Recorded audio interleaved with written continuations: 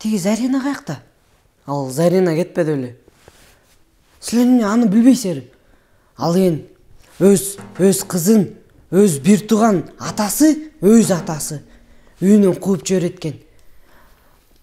Ами кокуй, неге? Бир болбогон сюрприз жасайм деп. Баласы айтыптыр. Ата! Ошо сюрпризиң болбой жатат го десе. Баласын да укпай, тиги кубалап жибериптир.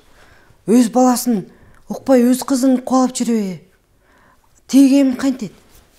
Анан ал ошентип жүрүп бир күйөөгө тиет экен. Кудай жактан барганга да эч ким жок болуп калган. Төрөгөндө төркүнүнө да барбай калат турбайбы? Кокуй десе.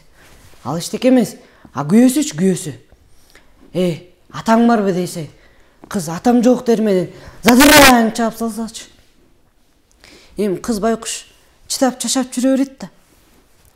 Анан бир күнү ошол кыз ошентип кетип баратып, ошентип жашап жүрүп качайын десе, кызды чачынан кармап калат экен күйөөсүчү.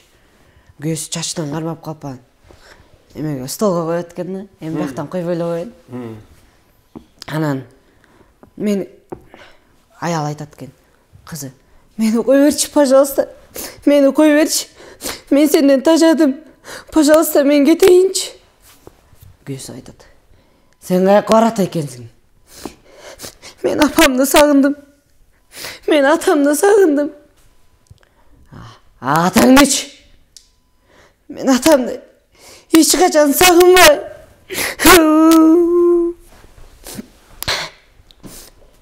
Апасы айтат экен. Ушунун баарына жанагы келесі атасы күнөөлүү. Атасы болсо, Света, экөөңүз светиңди өчүрүп коеюнбу? Анан аял болсо мен деп кетип калат, чыгып. Жакшы. Света, светиңди өчүрө чабайынбы?